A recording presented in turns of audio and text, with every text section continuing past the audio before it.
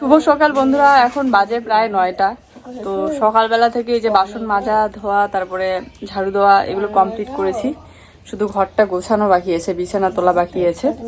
তো জুইয়ের জন্য নিয়ে আসলো দুধ, বিস্কিট, মুড়ি, এগুলো খাওয়াই দিলাম। আমিও একটু খেয়ে নিলাম। ও ভাত খেয়েছে, রাতের ভাত ছিল, মাংস ছিল। আর এই যে জুইকে নিয়ে এখন পড়তে বসাইলাম। আর আগে পড়ানোটা কমপ্লিট করে তারপরে ঘর গোছাবো।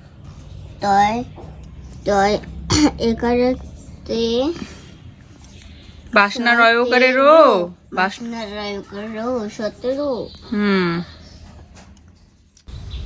যখন থেকে বাবাদের ঘরের বারান্দাটা হয়েছে, সকালবেলা করে মেয়ে পড়তে বসলে ওই বারান্দার মধ্যেই বসে। তবে আজ যেহেতু ওখানে ভুট্টাগুলো রাখা আছে, আর তাছাড়া আমাদের রান্নাঘরটাতেও যে আমরা ভুট্টাগুলো রাখবো, ভুট্টা রাখা যাবেই না, কেননা বৃষ্টি হলেই নিচের দিক দিয়ে জল ঢুকে, ভিজা থাকে মাটিটা, তাই ওই পাকার বারান্দার মধ্যেই রাখা হয়েছে। এই জন্য ওকে এই ঘরের মেঝেতেই বসিয়ে দিলাম পড়তে। আর আগে ওর পড়াশোনাটা হয়ে গেলে তারপরে বাকি কাজগুলো করব। যেদিন থেকে পরীক্ষা শেষ হয়েছে সেদিন থেকে সেরকম একটা ভালোভাবে বই নিয়ে বসেইনি। তাই এখন থেকে প্রত্যেক দিন সকালবেলা আর সন্ধ্যাবেলাটা হচ্ছে পড়াতেই হবে। কেননা এই দুইটা টাইমে যতই কাজ থাক না কেন, সব ফেলে রেখে যদি আগে পড়াশোনাটা ওকে পড়তে বসাই বা পড়াই, তাহলে কি হবে, পরে আমি বাকি কাজগুলোও করতে পারবো। কিন্তু ওই টাইমটা চলে গেলে না, পরে আর পড়তেই চায় না বাচ্চা। যাক, এদিকে ওকে একটু লিখতে দিয়ে আমি ব্ল্যাঙ্কেটগুলো ভাঁজ করে নিচ্ছি, 1-2 বানান লিখতে দিলাম। আর জুয়ের এই নতুন ব্যাগটা সেদিন নিয়েছি, হয়তো তোমাদেরকে বলা হয়েছে কিনা জানি না, তবে ব্যাগটা ভীষণ পছন্দ আমার। অনেক ছোট, ও যেমন ছোট সেরকম ব্যাগটাও কিন্তু ছোট, ওর দিকে আর কি সুবিধা হয়। আগের ব্যাগটাও আছে, একটু চেনটা খারাপ হয়েছিল, তো নতুন চেন নিয়ে এসে লাগিয়ে নিয়েছি। এখন দুইটাই ব্যবহার করতে পারে। অনেকেই থাকে মশারিটা খুলে সুন্দর করে এক কোণায় ভাঁজ করে রেখে দেয়, কিন্তু আমি প্রত্যেক দিন ওই একইভাবে রাখি, কারণ এভাবে রাখলেই একটা সাইড বাঁধাই থাকে, পরে রাতে টানতে সুবিধা হয় আর কি। আর দুইটা সাইড একটু এমন সিস্টেম করে রেখে দিয়েছি, শুধু একটা কাঠি আছে, সেই কাঠিটা ঢুকিয়ে দিলে হয়ে যায়, আর বেঁধে রাখতে হয় না, তাহলে সকালবেলা খুলতেও সুবিধা হয়। যাই হোক, ওকে বই নিয়ে বসাতে গেলে যে কত ঝামেলা, একটু করে পড়বে আর একটু করে ছুটে চলে যাবে, পড়তে বসতেই চায় না, অস্থির ভাব সব সময়, শুধু খেলা আর খেলা। এখন এরকম হয়েছে, ছোটোবেলায় কিন্তু পড়ার কথা বলতে এতটা ঝামেলা করতে হতো না, পড়তে বললেই একদম বসে যেত বই নিয়ে। আর টিউশন যাওয়ার সময় তো প্রত্যেক দিনের একটা বায়না যে যাবো না বলে, পরে আবার যায়ও একা একা ব্যাগ কাঁধে নিয়ে। তবুও নতুন যখন দিলাম তখন এতটা কান্নাকাটি করছিল যে একদম যেতেই চায় না। যাক, ওর লেখাটা কমপ্লিট করে এদিকে বাইরে একটু খেলছিল, আমি এদিকে বিছানার চাদরটা তুলে নিলাম। এখন আজকে বিছানার চাদরটা চেঞ্জ করে নিচ্ছি, কারণ ওই সবুজ চাদরটা একটু ধুয়ে দিতে হবে, নোংরা হয়েছে। আর এটা তো ধোয়াই ছিল, ধুয়ে ভাঁজ করে রেখেছিলাম শোকেসের ভিতরে। বেশিরভাগ ধোয়া জিনিস শোকেসেই রাখতে হয় আমাকে, বাইরে থাকলে যে পরিমাণে ধুলা, খুব নোংরা হয়ে যায় তাড়াতাড়ি। আর বাইরে রাখবো এতগুলো কোথায়, মনে হয় গড়াগড়ি খেয়ে বেরোয়, আর মশাও বেশি হয় জামা কাপড় এরকম চারিদিকে ছড়িয়ে ছিটিয়ে থাকলে। যাই হোক, এই টিনের বেড়ার পর্দাটা খোলার পর কেমন যেন ফাঁকা লাগে দেখতে।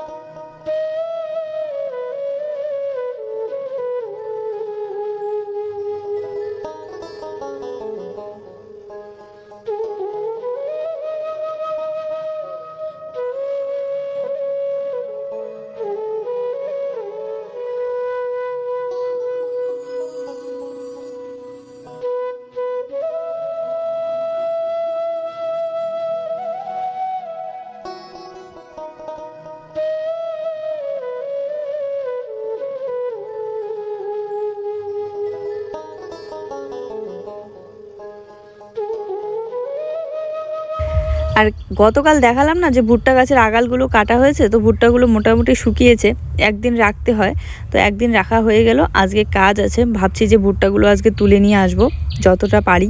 তো এদিকে আবার সকালবেলা থেকে আকাশটা বেশ ভালোই রোদ দিচ্ছিল, পরে আবার মেঘলা আকাশ, আর বৃষ্টিও হয়েছিল। এই সময়টা বৃষ্টি না হলেই হয়, কেননা এই ভুট্টা যতদিন না তুলছি, বৃষ্টি হলে না ভুট্টার মধ্যে জলটা জমে যায়, আর পরে ভুট্টাটা নষ্ট হয়ে যায়, পচে যায় মাথাটা করে।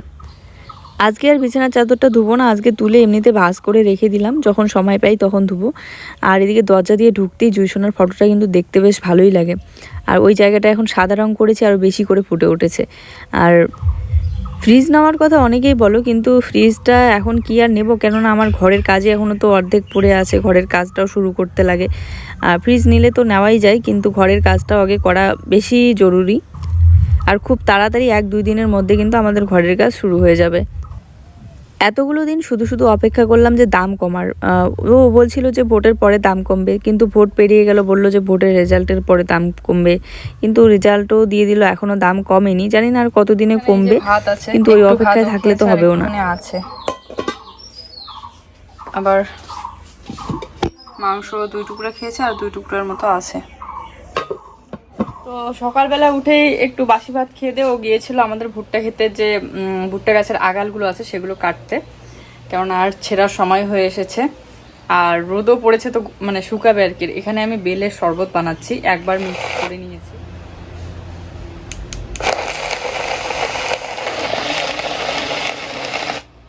গরমের দিন আসছে, 2টো কাচের গ্লাস নিতে হয়। বেলের জুসটা আমি দিয়ে দিলাম এখানে, একটু জল মিক্স করে দেবো।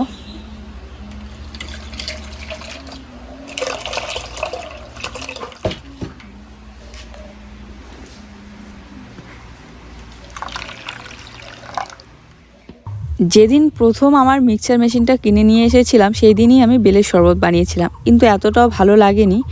আর আজকে বেলের শরবতটা বানানোর পর এতটা ভালো লেগেছিল যে মনে হয় যে এইভাবেই বানিয়ে খাবো।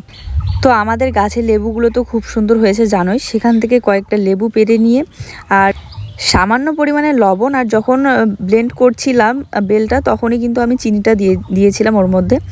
তো চিনি আর লবণ দিয়ে একটু লেবু চিপে দিয়ে এই যে শরবতটা বানিয়ে নিলাম।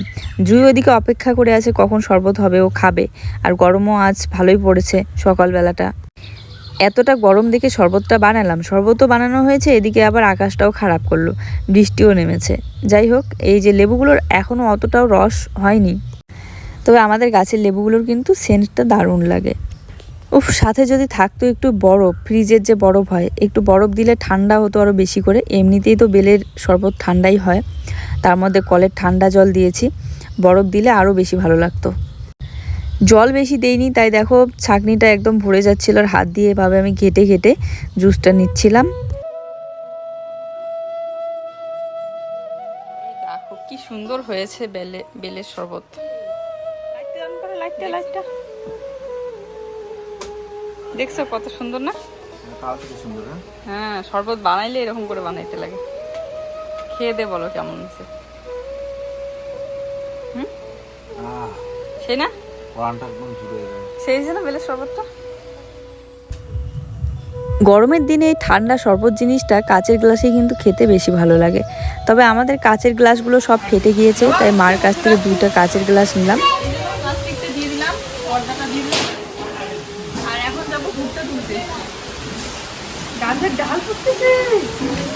এখন ভুট্টা ক্ষেতের মধ্যে শোনা আসবা না, হাওয়াটা তো প্রচন্ড উঠেছে, হঠাৎ করেই হাওয়াটা উঠলো না। সকালবেলা থেকে বল খুব রোদ ছিল আর গরমও ছিল। যখন আমি ব্রাশ করছি হঠাৎ করে একদম এমন একটা দমকা হাওয়া আসলো, ভাবলাম কি যে ঝড় মনে হয় চলে আসলো।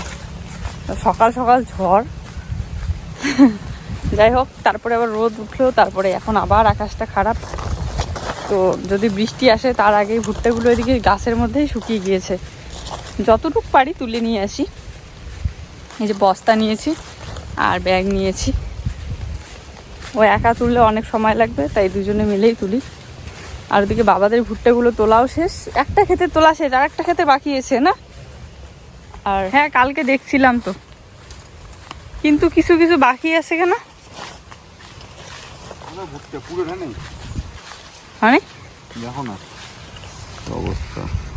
সেই পুড়ে রয়েছে, নষ্টই হয়ে যাচ্ছে। এইটা আর একটা মানে বৃষ্টি পেলে নষ্ট হয়ে যাবে, জল পায় না। কি করবো বলো তো? দেখো হাওয়ার কি শো শো শব্দ, নদীর এদিকে বেশি হাওয়া। হ্যাঁ, তাল মাতাল দমকা হাওয়া দেখো। হ্যাঁ, ওটাই তো দেখতেছি। ইস কি হাওয়া। ভুট্টা তুলেন নাকি জেঠু? আগাল কাটি দেন।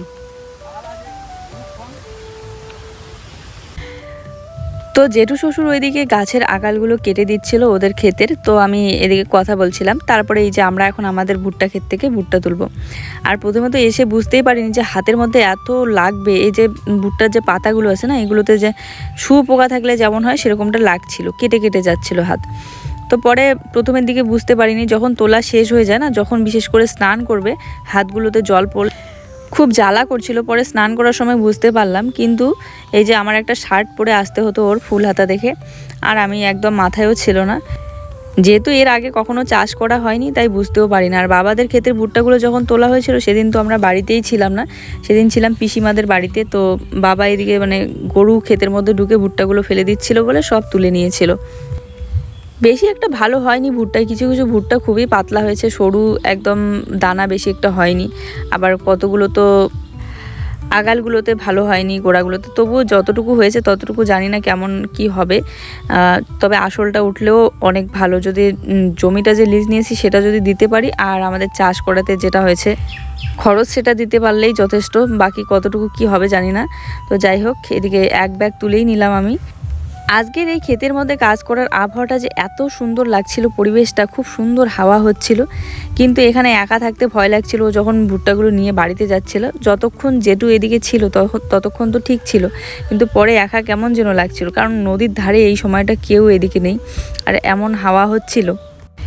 ক্যামেরায় হয়তো বেশি একটা বোঝা যাচ্ছে না, কিন্তু অরিজিনালি কিন্তু মেঘ খুব কালো করেছিল, বৃষ্টি নামবে ভাব। আর হাওয়াটা তো দেখতেই পাচ্ছ। সেই যখন থেকে চারাগুলো লাগিয়েছি ভুট্টার দানাগুলো, তখন থেকে এই জমিতে কাজ করতে করতে এই জমির প্রতি কেমন যেন একটা টান তৈরি হয়ে গিয়েছে, একটা ভালোবাসা, তাই না? তবে এরপর যাদের জমি নিয়েছি তারা হয়তো অন্য কিছু চাষ করবে। যদি পাট চাষ করতে পারতাম অন্য কারো জমি নিয়ে তাহলে ভালো হতো, কিন্তু পাট চাষের জন্য আবার জমি পাওয়া যায় না। হয়তো বা পাট চাষ করলে পরে অন্য চাষ করতে দেরি হয়ে যায় তাদের। না এরপরটা তুমি দেখবা তো কয় বস্তা হয়, ঠিক আছে? না ওগুলো দেখলাম না। না তো বলতে বিশ্বাস করবে কয় বস্তা হয়, বুঝতো এই সাইডের লাইন এটা চলুন না নাকি? না এগুলো কোনোগুলো হয়নি, ছোট ছোট হয়েছে।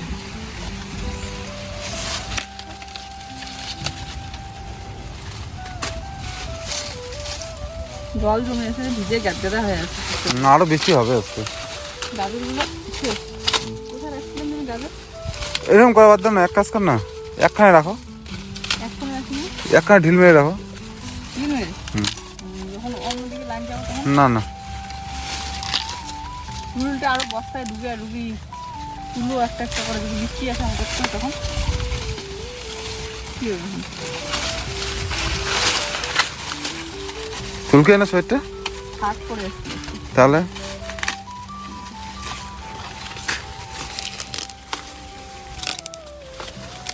এগুলো চুল যাবে না, কারণ শুকিয়ে গেছে না পাতাগুলো। তবু কেটে দিছি না।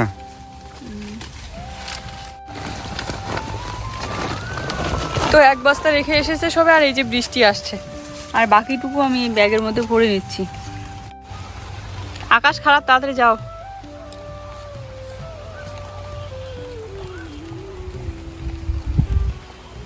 বৃষ্টি পড়তেইছে, আকাশটা দেখছো কি রূপ নিছে। আমি এখানে একাই আছি, কিন্তু তাড়াতাড়ি আসবা। ওরে বাবা কি কালো মেঘ করছে। কোথায় গেল? কই গেছে? মোটা গাছটা দেখা যাচ্ছে না, গাছটা হচ্ছে। ও হ্যাঁ হ্যাঁ হ্যাঁ, গাছটা হচ্ছে, দেখা জুম করে দেখাও, গাছটা দিচ্ছে। ওই দেখো বানর, দেখছো নদীর এদিকে বানর, গাছটা দিচ্ছে দেখছো? জুম করে ওই দেখা যাচ্ছে, আরো করো না, ওই যে চলতেছে। বৃষ্টিও এদিকে আসছে। আমি এখন একা থাকবো, এখন ভয় লাগে আমার। আমি এখানে আছি, হ্যাঁ দৌড়ে দৌড়ে যাও। ইস, এখন একা আমার ভুট্টা খেতেই যাইতে ভয় লাগছে। আমাদের এদিকে কি না বের হয়। একটু আগে ও যখন মানে বস্তাটা নিয়ে আসতেছিল, এই এখানটায় বানরটা ছিল, এখান থেকে আবার ওদিকে গেল। শিয়াল বেরোয়, বানর বেরোয় যখন তখন, দিনের বেলায় গাছে উঠলো। মানে নদীর এই সাইডে বানরও আছে।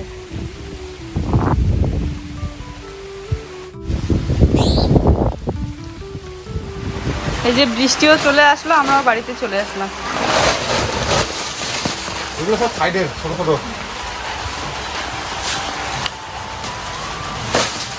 ব্যাগের গুলো তো আরো ছোট ছোট। বৃষ্টিটা হঠাৎ করেই চলে আসলো।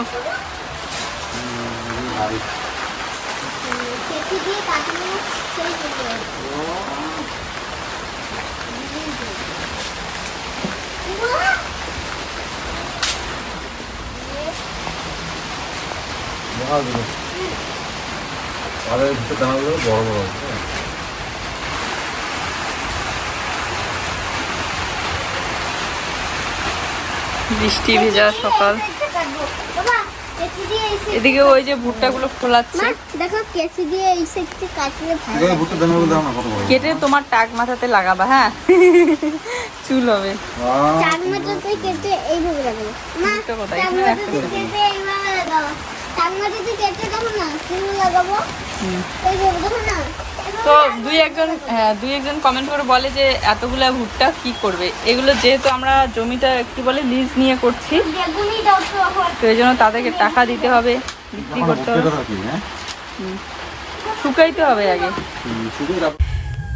হচ্ছে বৃষ্টি আর কি কাজ করবো, এদিকে ভুট্টাগুলো না সরালে এখান থেকে বারান্দাটা ভর্তি হয়ে আছে, হাঁটাচলা করতে হচ্ছে অসুবিধা।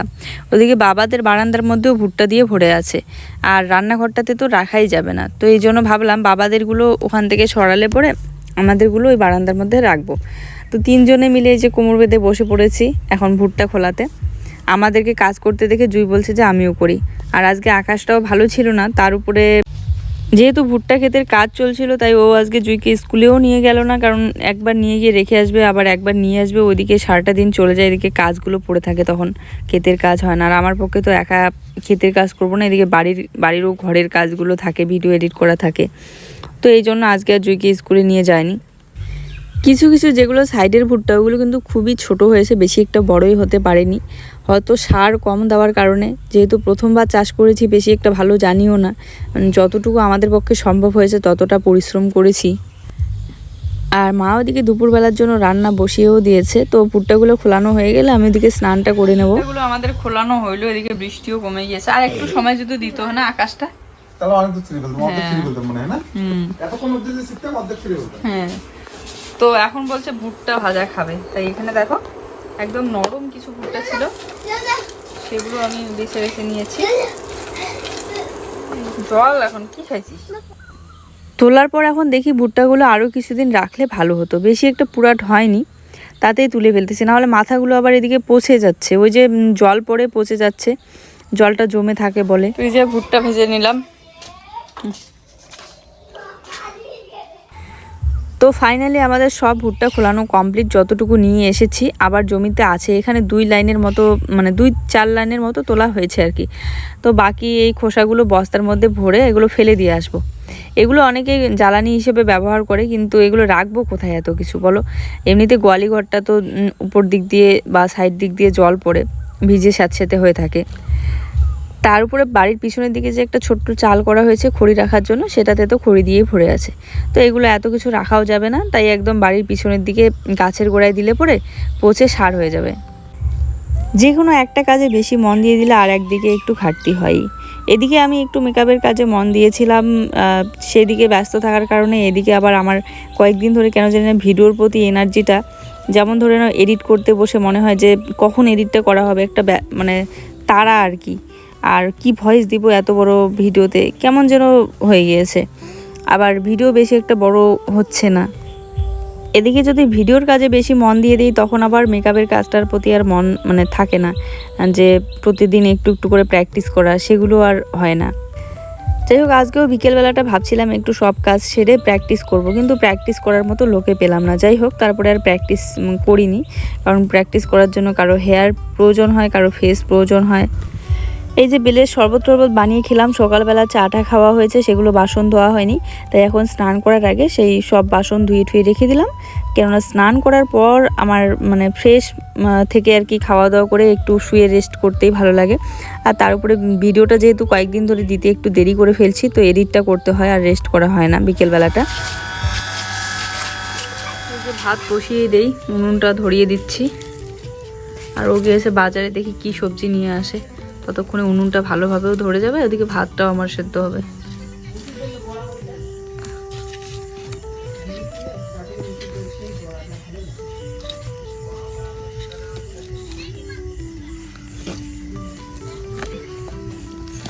এই যে এগুলো দিয়ে উনুন ধরাই, তাহলে তাড়াতাড়ি ধরে।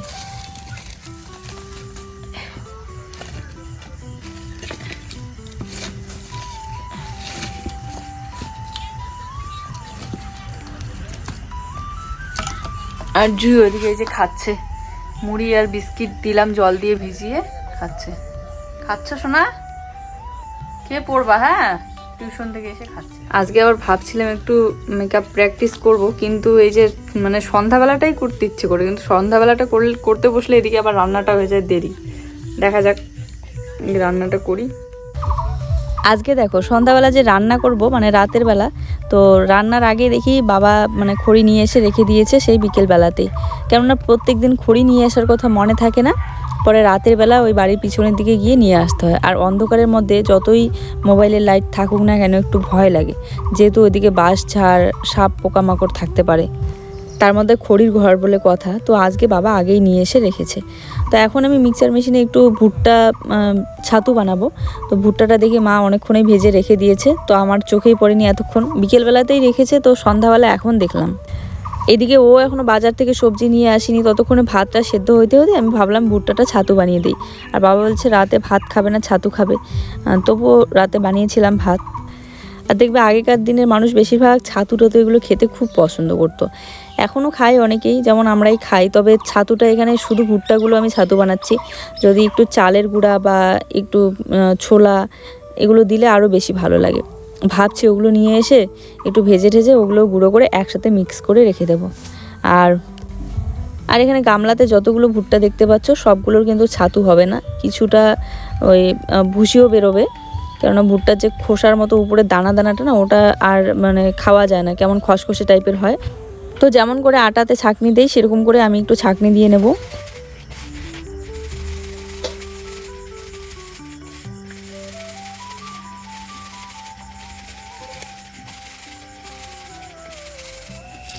তো এখানে ভেন্ডিটা আমি দিয়ে দিলাম।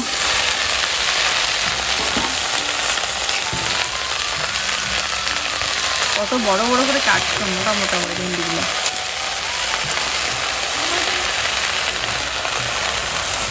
ঘিতে কড়াইলাম বলতে কি লেখাইলাম, বানান লেখাইলাম, এক দুই বানান।